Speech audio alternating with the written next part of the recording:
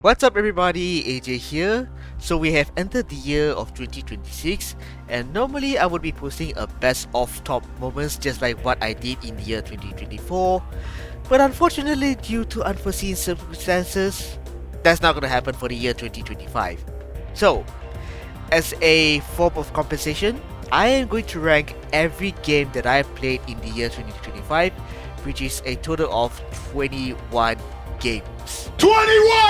I won! Suck my dick! Suck my dick! Yeah! And I could have just make a top 10 list if I wanted to, but I decided to do a ranking system instead because not only it will serve as a reminder to me as to when was the last time I played these games, I also want to give credit where credit is due, regardless of how good or bad the game is. So, with that being said, hope you enjoyed this video and feel free to comment down below what are your thoughts on the 21 games that I'm about to rank as well.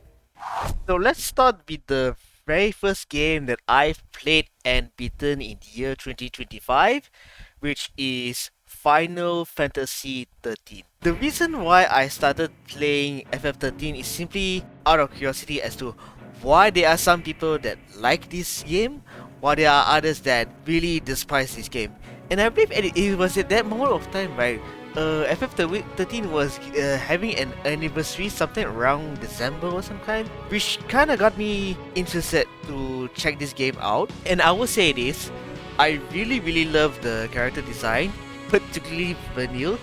And I will say that among all of the characters that are in 13, right, Vanille's arguably my favorite character among the six playable characters that are in the game. As for the combat, it was kinda okay, but it did kinda introduce the toughness meter where you have to destroy the toughness meter in order to put the enemy into a stun state.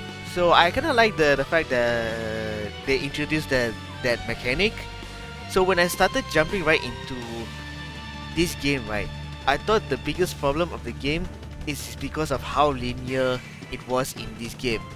But then again, I was told that the same could be said for Final Fantasy X as well, but FF10 was so beloved and it's arguably one of the best Final Fantasy game of all time. So I continued playing FF13 simply because there are people saying that no, it's not because of the linear aspect of the game, it's another factor, which prompted me to jump deeper into this game, and I jumped to the conclusion that the real problem with this game is not because of the linear aspect of the game. The real problem with the game is how they present the story, where it kind of got confusing right at the end of the game, and also right, the fact that the game requires you to read a glossary or some kind, which makes the way how they present the story kind of bad, I'm gonna be honest. And then the farming in this game is so bad, and then the fact that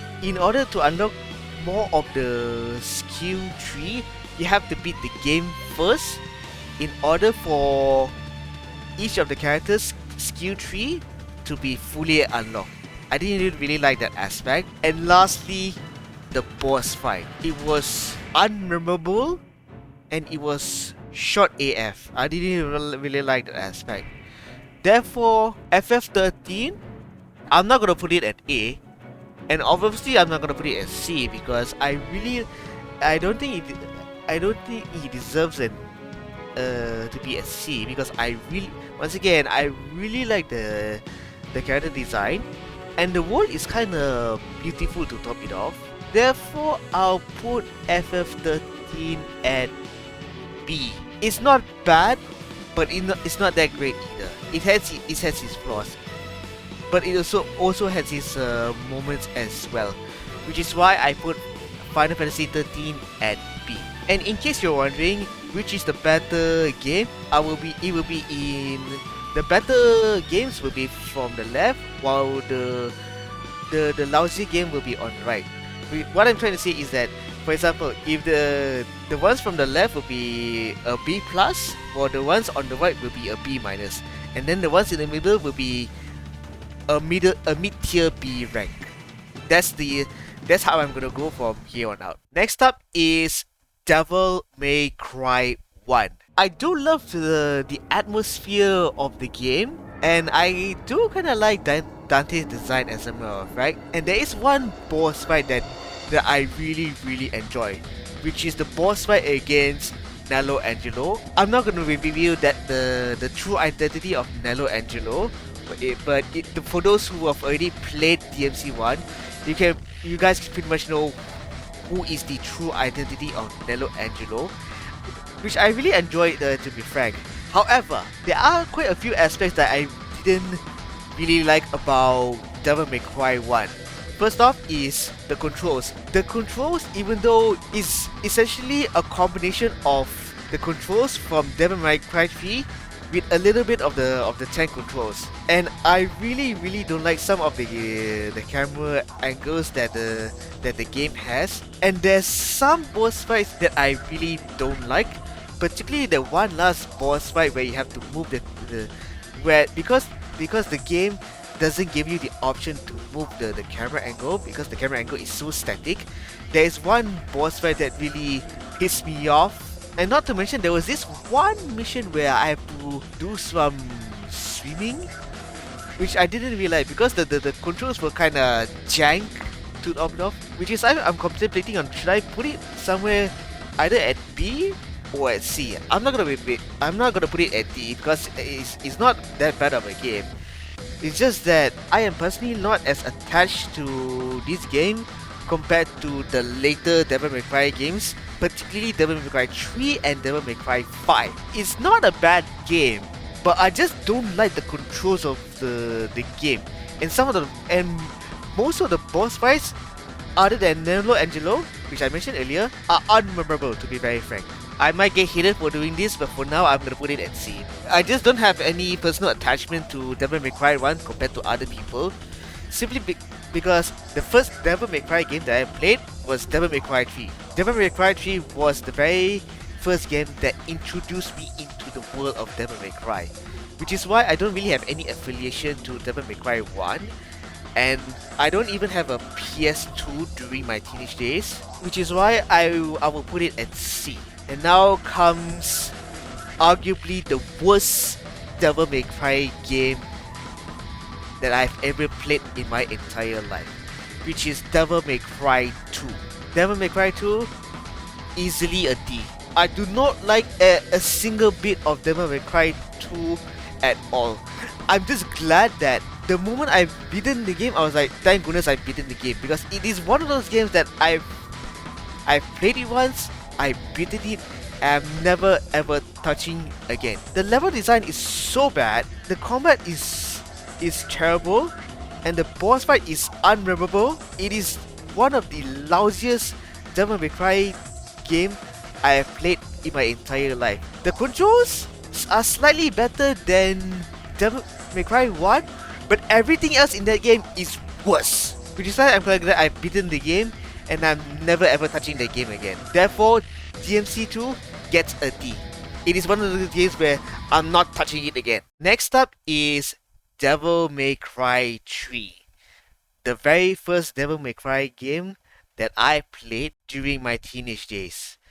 And Devil May Cry 3, even though I will admit the level design during the mid-section of the game, which is around mission 14 onwards, right after fighting against Virgil for the second time, I will admit the level design does kinda suck, but that does not take away as to how much fun I had with Dante and Virgil. Devil May Cry 3 Special Edition, by the way, is easily an S. It's definitely one of those games I wouldn't mind playing and again and again and again and again.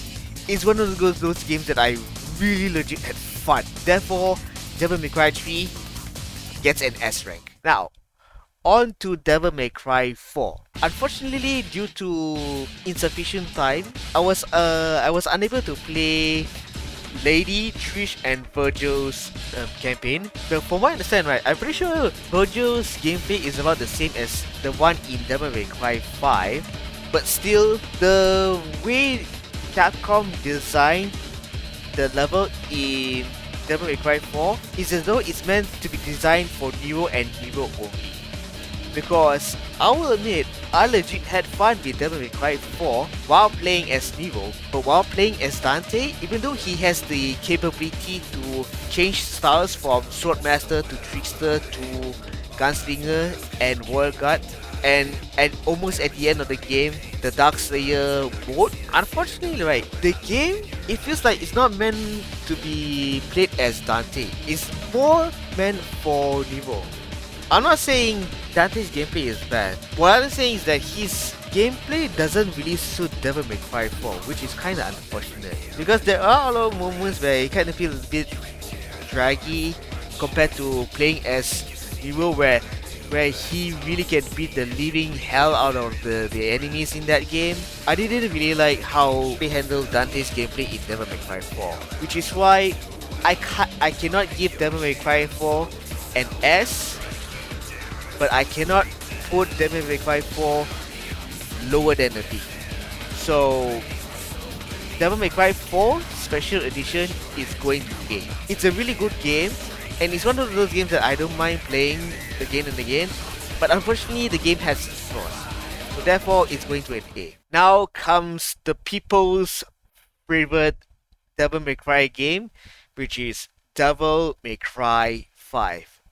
Man, oh man, I will say this, I really enjoyed Devil May Cry 5 from start to end, and this game really has a lot of cool moments. Pretty much almost every single character's gameplay is so freaking cool. It really gives you the enjoyment of whooping the enemy's butt, regardless of whichever character you're using, except for one character, which is V. I'll be completely honest with you all, V's gameplay feels like a snooze fest, even though among the 4 characters that are available to play in this game, and I say 4, which means I included Virgil as well, V's gameplay feels like a freaking snooze fest, even though he can easily reach the triple S style rank during combat. His gameplay is a snooze fest because he literally summons 3 of his beasts to get the job done. And I personally do not like that aspect at all.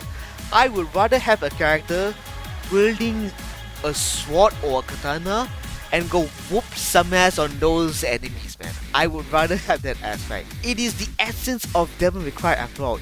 You're supposed to bring your characters wielding a weapon or wielding a gun to go whoop some ass.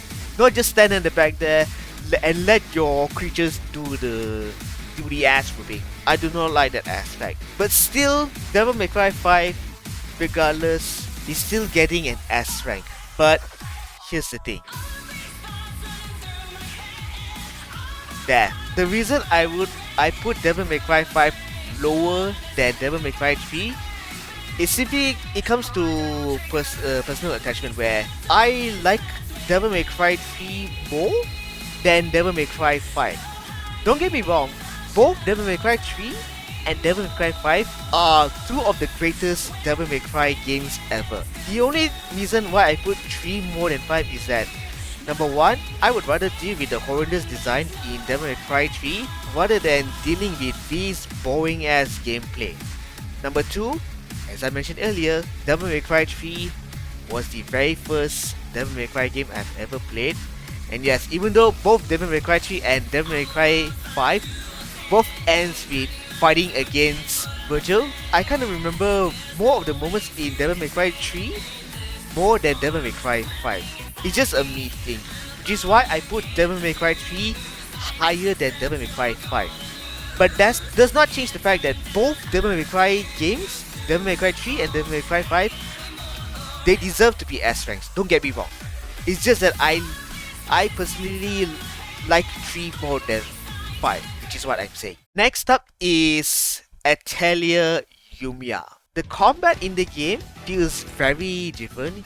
It's very action oriented compared to the older Atelier games, which are more turn-based RPG, and the synthesis system is definitely way different compared to older Atelier games, which kind of prompted some of the hardcore Atelier fans to not acknowledge Atelier Yumia as a proper Atelier game, simply because it's different than other Atelier games. And I do agree with them to some aspect, even though I haven't played older Atelier games, because as of this video being recorded, the only Atelier games that I've beaten are the Atelier Riser Trilogy and Atelier Yumia.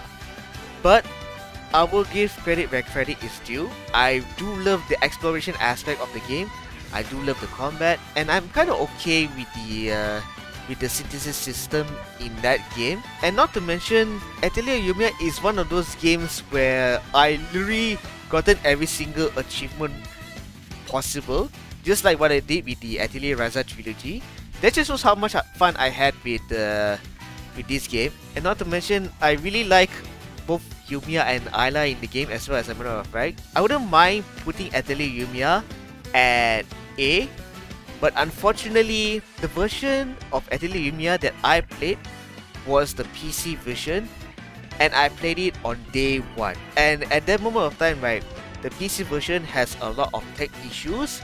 I had to do some minor adjustments on my end, and from what I heard, right, the best way to play Atelier Yumia as of this very moment, from my understand, is a PS5 version. And I kind of wish that Koei Tecmo does some optimization with their games as well, as a matter of fact, during launch, just like how Capcom does it, which is why I'm putting Atelier Yumia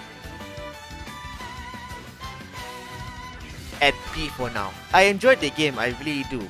But unfortunately, the tech issues that this game really makes me enjoy the game way less. Even though there are some aspects of the game that I really like, the amount of tech issues that this game has is the reason why I'm putting Atelier Yumia at B. And the reason why I put Atelier Yumia higher than Final Fantasy XIII is very simple. I would rather play Atelier Yumia over Final Fantasy XIII, because I didn't really like the way how the story was presented in Final Fantasy XIII, to the extent that I didn't bother checking out 13-2 and Lightning Returns, which is why I put Atelier Yumia higher than 13. Next up is one of the most controversial games to be put out, and not unnecessary reboot to top it off, which is DmC Devil May Cry. And I will admit, I don't really like some of the character design in Devil May Cry, but here's the thing, I have to give credit where credit is due. The gameplay in DmC is so freaking good. And not to mention, right, some of the gameplay elements from DmC, Capcom decided to take some of the elements from this reboot and implement them into DmC 4 and DmC 5, which is clearly shown during Virgil's gameplay, where some of the movesets which was taken from DmC Devil May Cry was implemented into Virgil's gameplay in both Devil May Cry 4 and Devil May Cry 5. You can say whatever you want about the story of DmC, you can say whatever you want about the characters in that game. However, you cannot deny the fact that the gameplay in DmC was so good, and I would admit, even I had legit fun with this game. I wish that this game has a different title instead of being called as a rebooted version of DmC instead. Therefore, the so-called rebooted version of DmC, I cannot put this at A, even though I really love the gameplay aspect. So for now, DmC Devil May Cry, the unnecessary reboot, I'll put this at B. And once again, why I put DmC higher than Atelier? Whoa, wait. You know what? Even though I do really like the gameplay aspect of DmC, I think I'd rather play Atelier Yumia more than DmC. Just my personal thoughts. But once again, the gameplay aspect of the DmC is good. But other than that, nah. And here's the thing. I would rather play DmC over Devil May Cry 1 and Devil May Cry 2.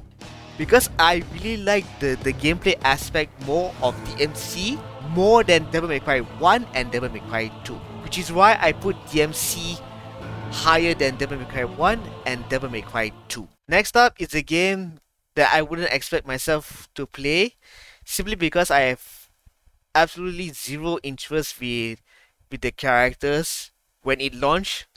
But when I saw a certain character in version 2.3 of this game, and the fact that this game is available on Steam as well, as a matter of fact, it made me jump into the game. And that game is Wuthering Waves. Wuthering Waves is definitely one of those games where I need a character that piques my interest to jump into the game. It's not only for Wuthering Waves, the same can be said for games in general as well, particularly fighting games, which I will talk about later. And it just so happened that at that moment of time, right, the one character that I really liked was Sunny, simply because I really like the design. Office ladies turn me on. Sorry ladies. And she looks like a certified badass to top it off. And her English accent is way different than other characters. But then again, most of the characters in the second region, which is called Rinasita, pretty much almost everyone has a different accent. We have someone who speaks English in a British accent. We have literally a character who speaks English in a Italian-like accent, which is Zani. And I gotta say, I really love the English dub in Wuthering Waves, particularly in the Rinasita section. It feels very unique, and I feel engaged.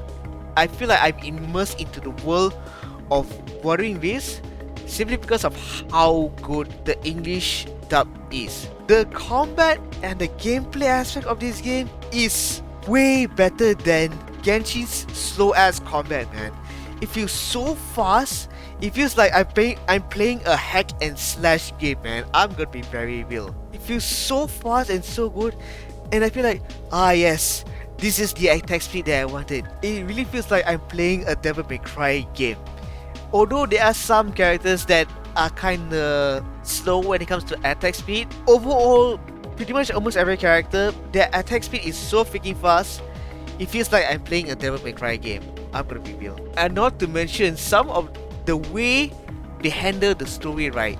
Because of the implementation of after 3 hours you have to take a break, they decided to make every part of the story chapter within the 3-hour gap, which to me is just nice. I would rather enjoy a short but nice story quest rather than a long and bloated story quest, which I'm gonna be real, which Honkai Star Rail had, especially ever since the beginning of Envisioned arc, which was the reason why I didn't bother reacting to Envisioned arc.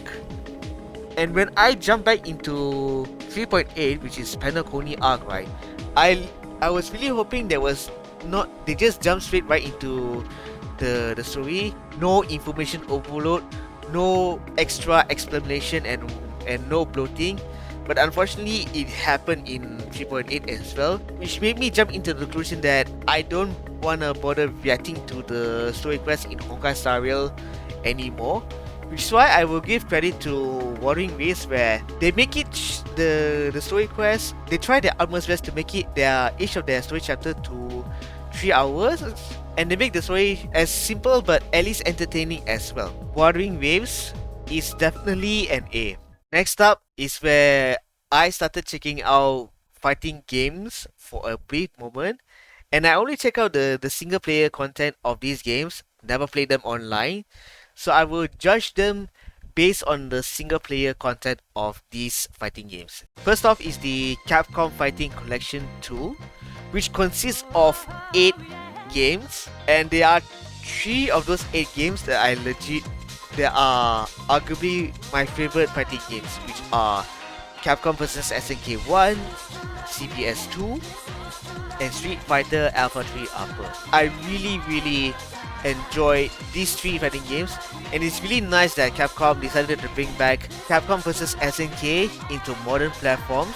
And just so you know, the fighting collection is not only available on PC, it's also available on, I think, on PS5, on the Switch, and I believe it's on PS5 or PS4. I'm not really sure because I'm a PC guy. Okay, I'm a PC guy, but I do know it's available on Switch. It's available on Switch, and I'm pretty sure it will be available on Xbox sometime later in the future.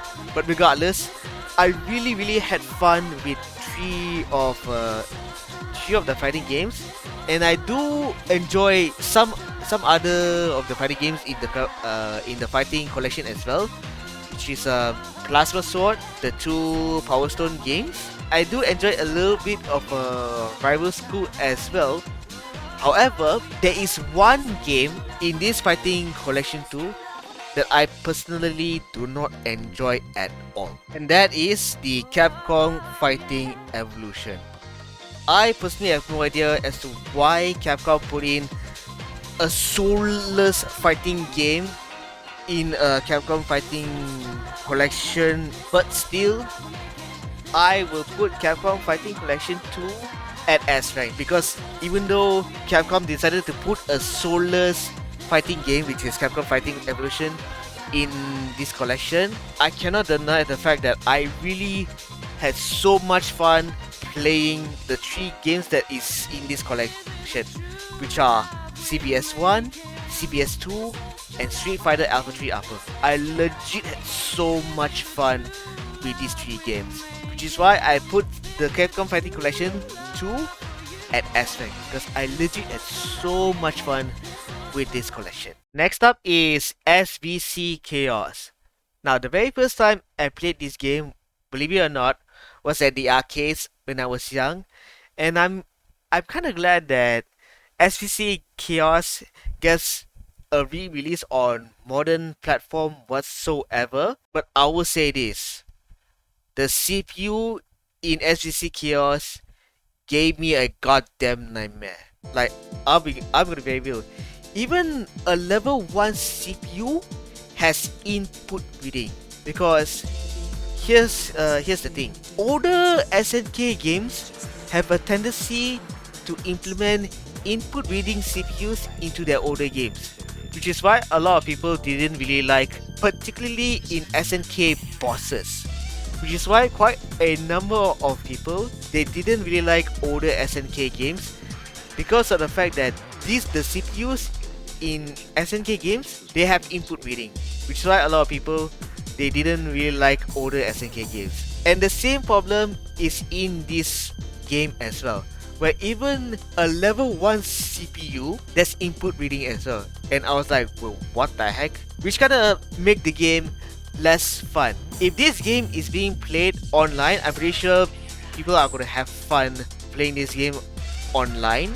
But I'm judging this game on the single player content. Therefore, SVC Chaos, even though I do like the characters and the roster in this game to a certain extent, but unfortunately, because of the fact that the CPU in this game has input reading, I'm putting it at B. Because I do enjoy the game to some extent, but the CPU in the game really made the game such a killjoy, which is why I put it at B. I do play a wee bit of Ultra Street Fighter 4, but unfortunately at the same time I don't really remember having some personal attachment with this game as well.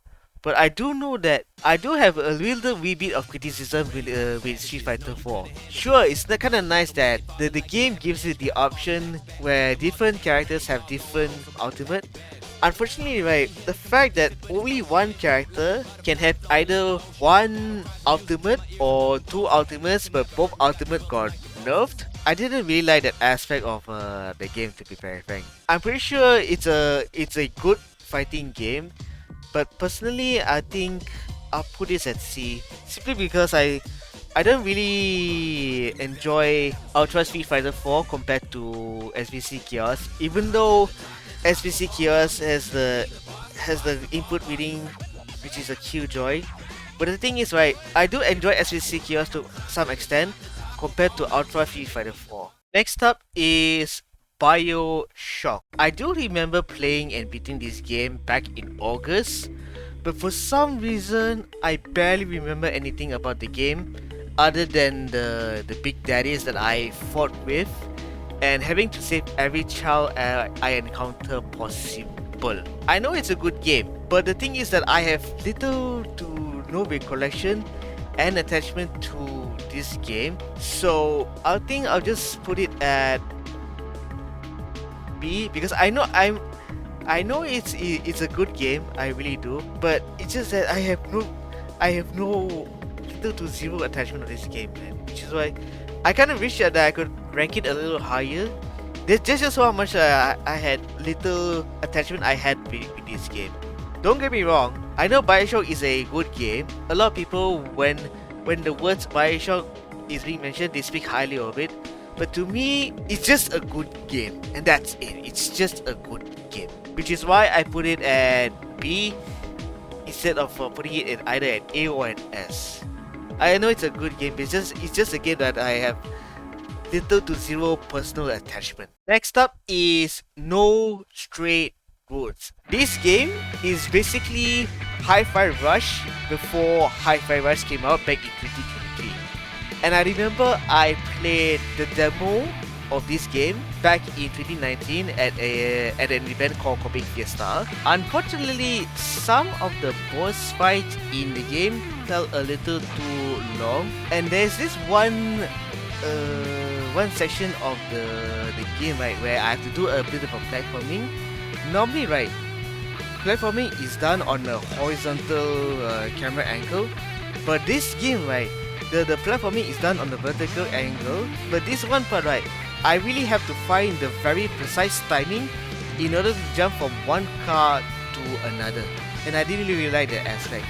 And to top it off, right, there's this one character, one of the main characters in the game, right, she felt out of place at times, where at times she speaks English normally, but at the same time, right, she speaks broken English.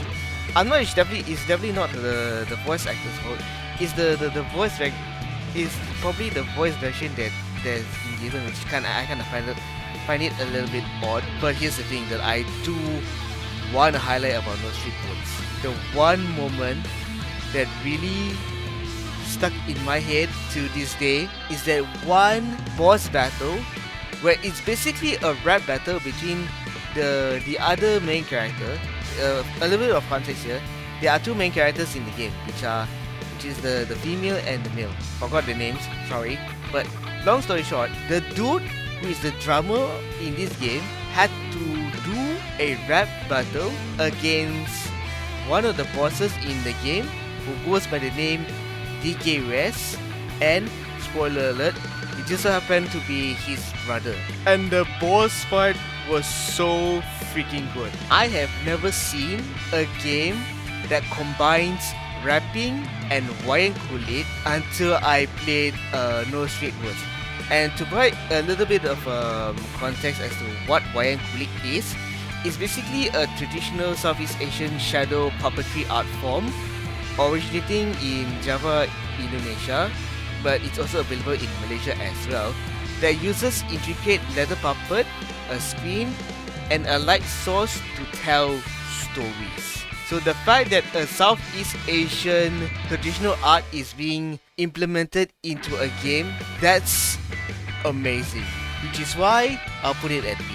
Even though I do enjoy the DK West rap battle, pretty much everything else is decent.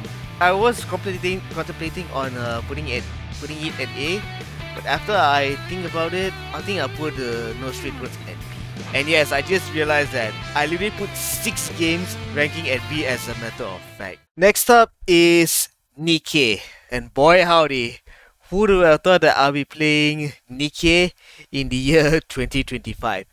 And the reason why I started playing Nikke is simply because at that moment of time, right, Originally, I wanted to play another Atelier game, which is titled Atelier Wrestler Vienna, but I believe it was on Gamescom that Capcom has announced that they will be collaborating with Nikke.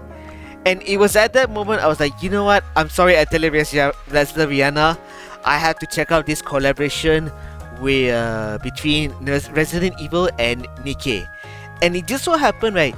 It was announced during September. The collaboration happened between September, 1 month before October, which is Spooktoberfest. And I was planning to play Resident Evil games anyway, so it was a good opportunity for me to check out Nikke.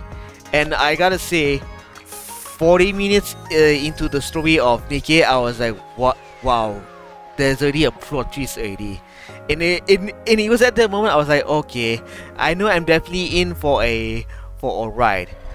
And I will admit, the story in Nikke definitely at least deserves an A rank. I would say this because the story is so good.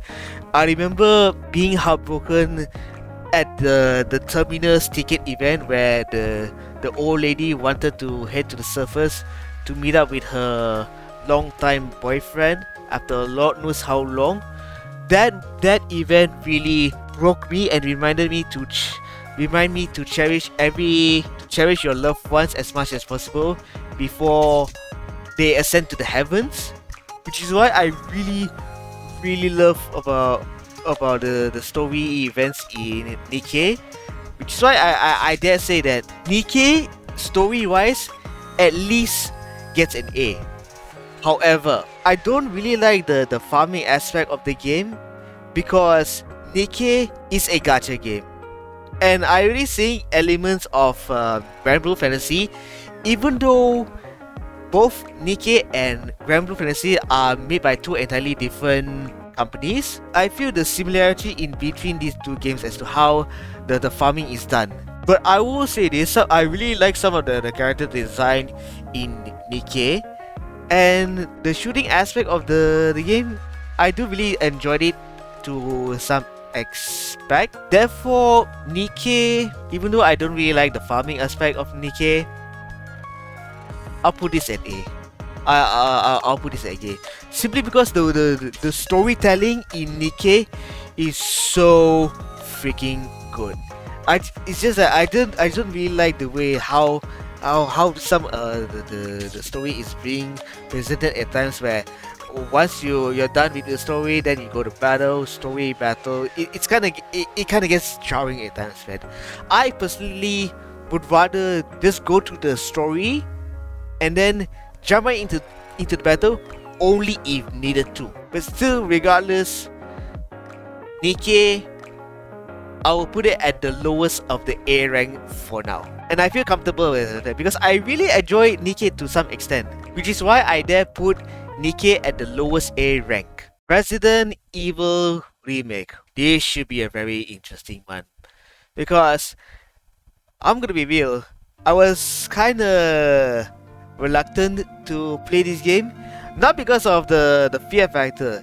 It's because that the way that the game is structured is that you can get easily lost during your first playthrough, and I will admit I did refer to some resources to figure out where should I go if for this game. But I will admit I did have fun with this game to some extent, probably because of the fact that I started my playthrough of Resident Evil as Jill, and Jill is one of my favorite Resident Evil character, along with Leon. I'm gonna be real. And I remember during my second playthrough, right, I tried to rush through the game as fast as possible. I was kinda expecting to beat the game within 3 to 5 hours, because there are unlockables where if you beat it within a certain amount of time, you get some certain unlockables.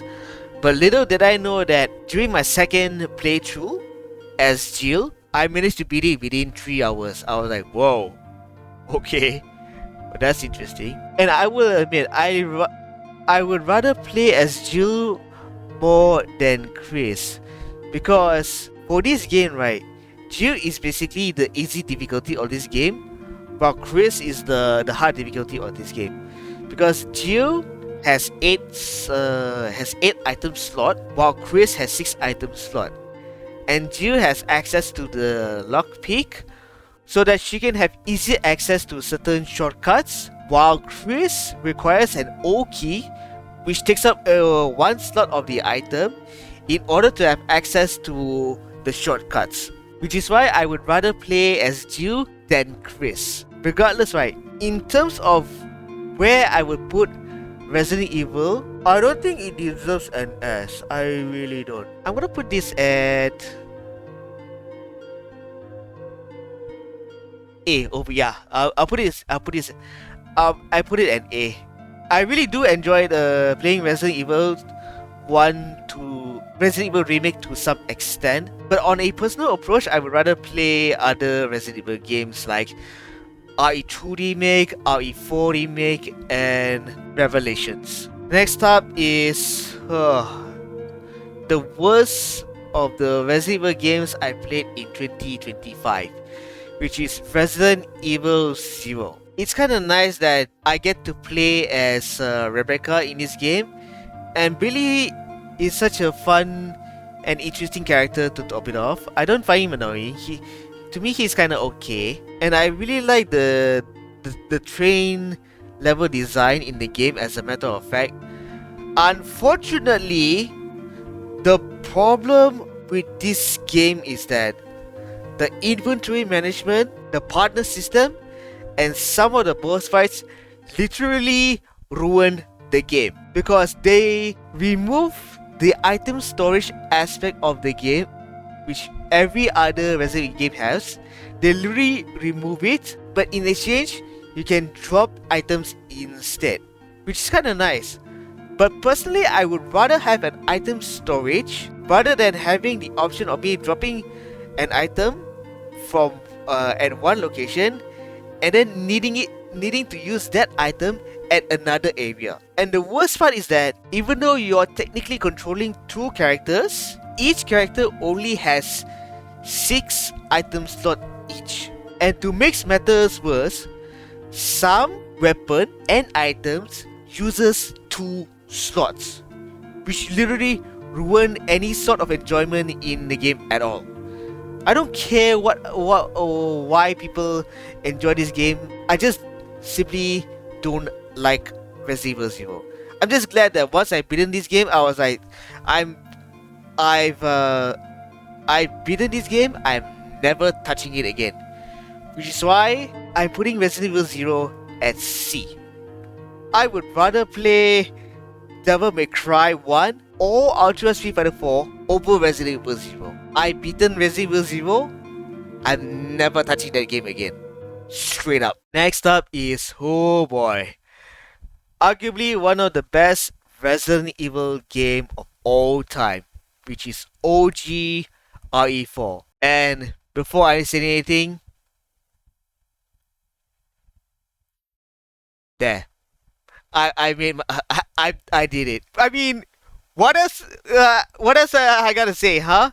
It is the best Resident Evil game of all time, man. Of course, it's an S rank. What do you expect? You expect me to put RE4 at B, C, or D? Hell no. That's like literally asking myself to have a death wish. I really enjoy RE4 from start to end, man. I really do. And just so you know, I was playing the ultimate HD edition of RE4. Even though I don't really like the aspect of if you got grabbed, you have to like shake the mouse in order to release your yourself from the enemy. That's the one minor detail, that one when I said I don't really like. But other than that, right, I really had so much fun playing RE4, man. I really do. I really have little to zero complaint about this game, man. Which is why I dare to put OG RE4 at S tier. It is one of the best RE game that Capcom has ever released. And now on to Resident Evil 7. Oh boy, this game was such a roller coaster ride. And it is one of the very few games that, I kid you not, made me feel exhausted, at least during the first half, because Resident Evil 7, even I will admit, is one of the scariest Resident Evil game of all time. Unfortunately, it kind of fell flat right after the grandma boss fight, where it kind of felt a little bit not interesting. And by the time I reached the Evelyn section, I don't feel scared anymore. But still, RE7, I have to give where credit is due. It not only scared the living daylights out of me, it's one of those very few games where it made me exhausted to the extent that I really needed a break to some extent, which is why I'm gonna put it at A, but right after RE Remake, because I would rather play RE Remake again than RE7. Sure, you can speedrun RE7, but there are some aspects of RE7 that I don't really like, especially during the second half. But still, RE7 deserves an A rank. And not to mention that one DLC, which is the Zoe, where you're controlling as the uncle. Dude, that DLC was so good, and I legit had so much fun with that DLC, man. The fact that you get to punch these enemies with your own fists, that was so cool and so badass, man. Which is why I will put RE7 overall at A. Next up is the remake version of Mega Man X1, which is titled Mega Man Maverick Hunter X. Now this is the moment where I started doing some experiments by playing games on emulation, and Mega Man Maverick Hunter X is a PSP only game, and I could only play this game on emulation, and simply because I want to try out. I was doing some experiments on playing games on the emulation in general, and boy howdy, little did I know that I had so much fun playing that game, man.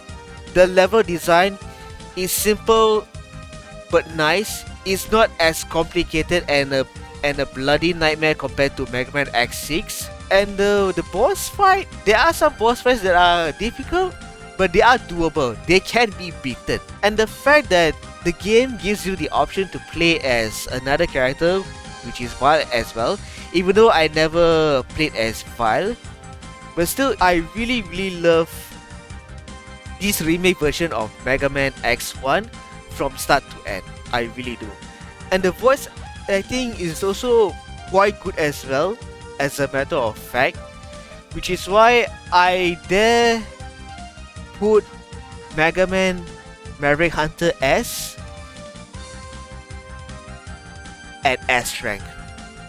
It is one of the most underrated Mega Man X game that I have played throughout in my entire life, and I would highly recommend every single one of you, if you manage to get your hands on a PSP whatsoever, please try this game out. It's really mad fun. The last game that I beaten in the year 2025, Final Fantasy IX. This game, no joke, took me about 6 months to beat this game, even though in game it took me about 65.6 hours to beat, simply because there were way too many times that I got sidetracked.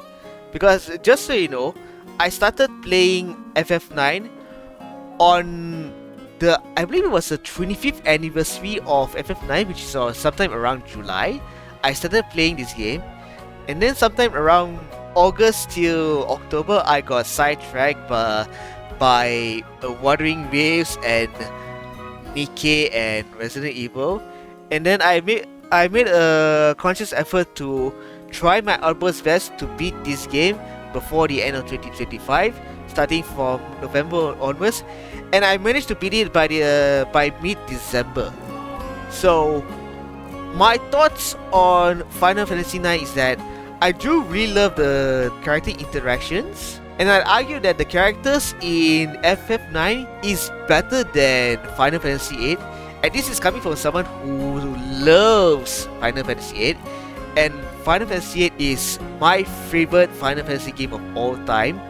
But I will admit that the character interaction in FF9 is better than FF8. I will say this. The combat is not too complicated.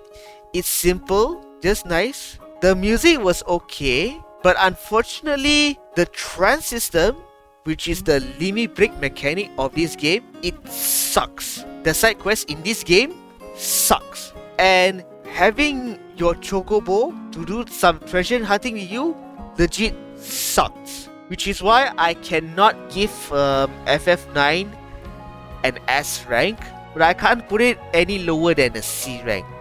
So it's a toss-up between A or a B.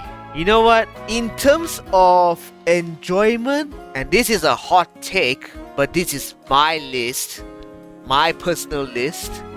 You can choose to agree with my list, but I'm gonna make that decision anyway. I'm gonna put Final Fantasy IX